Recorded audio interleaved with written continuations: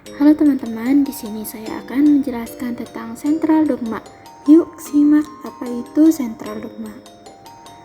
Sentral dogma merupakan prinsip dasar dalam biologi molekuler yang menjelaskan aliran informasi dalam suatu sel.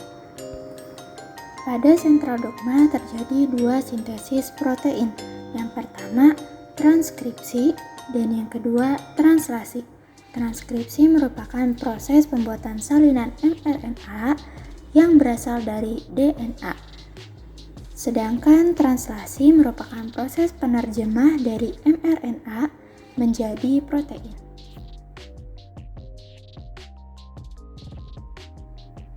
Proses transkripsi terjadi di dalam nukleus. Tahapan pertama yaitu inisiasi.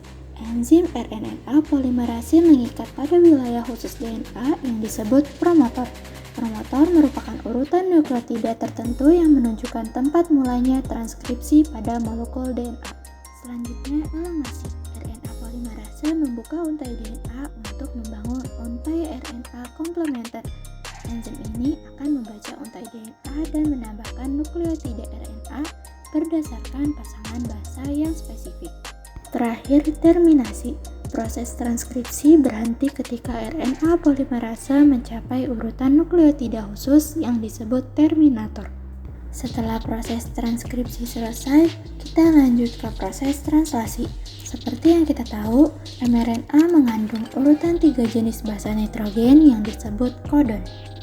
Selanjutnya, kita akan masuk ke dalam tahapan pertama dalam proses translasi, yaitu inisiasi. Proses ini dimulai ketika ribosom mengenali dan berikatan dengan urutan khusus pada ujung 5 mRNA yang disebut cap atau eukariota atau sequential Dalgarno atau prokariota. Yang kedua, tahapan elongasi. Ribosom bergerak sepanjang molekul mRNA membaca urutan codon untuk menentukan asam amino yang dimasukkan dalam polipeptida. tRNA membawa asam amino yang sesuai dengan codon pada mRNA. Masuk ke tahap terakhir yaitu terminasi. Proses translasi berhenti ketika ribosom mencapai codon terminasi UAA, UAG, atau UGA pada mRNA.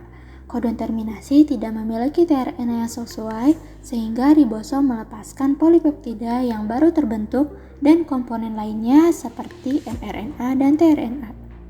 Sekian, terima kasih.